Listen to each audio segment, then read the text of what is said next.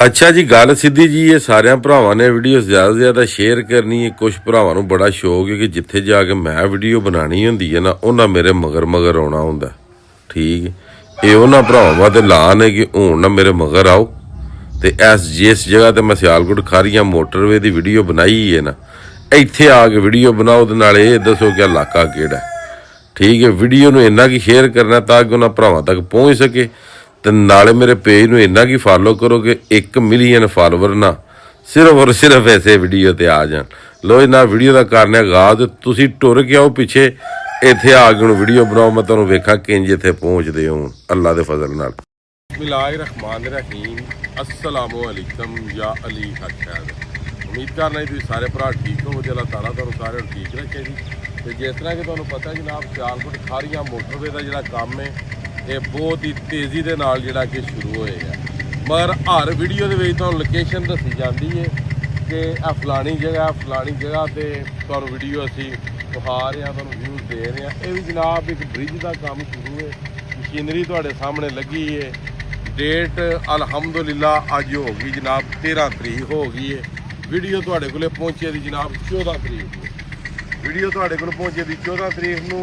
अज जनाब मेरी तरीक हो गई है 13। हुण मैं तुहानूं पूरी मोटरवे वहा दी है।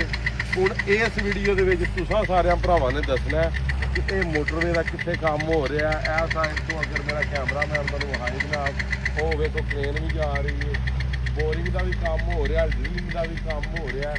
ठीक है, यह जी मशीन है वड्डी आ बोर कारी का, क्लोज करके विखाओ जी थर्डे पासों मशीन का जोड़ा बोर है वह भी तुम विखाओ कि बोर करने वाला जो सारा सिस्टम है।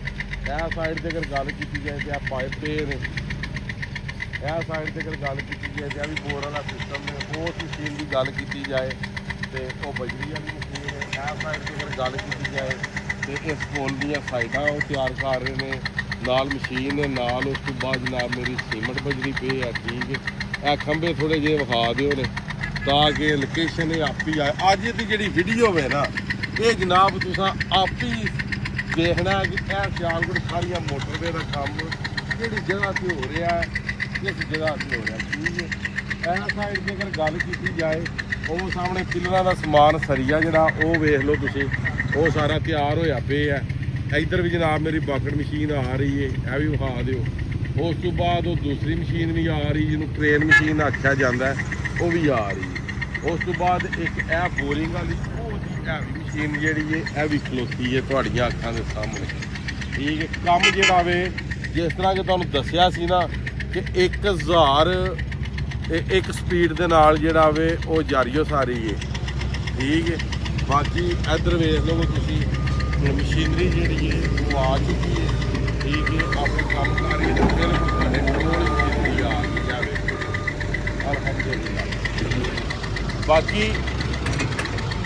काम के किसी किस्म का भी कोई कंप्रोमाइज़ नहीं, काम माशाअल्लाह ताला बहुत अच्छा हो रहा है, बहुत स्पीड नाल हो रहा है। इस साइड तो अगर गल की जाए तो मशीन भी जनाब पहुँच जाइए, इधर ट्राली ट्रैक्टर भी जनाब पहुँच जाए।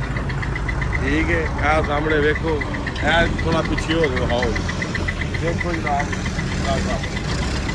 फुल स्पीड से काम हो रहा है, 1000 की स्पीड से काम हो रहा है। मैं जोड़ा कि तुहानूं विखा रहा वा 1000 की स्पीड से ये काम हो रहा जनाब मोटरवे का। एह लो यह तुहाड़ियां अखां दे सामने जनाब मेरी काम जोड़ा जी वो स्टार्ट हो गया। ठीक है, उस साइड तो ट्रेन आ रही है, वो भी तुहानूं विखाने आ। वीडियो जी है इनू ज़्यादा तो ज़्यादा जोड़ा कि शेयर करना।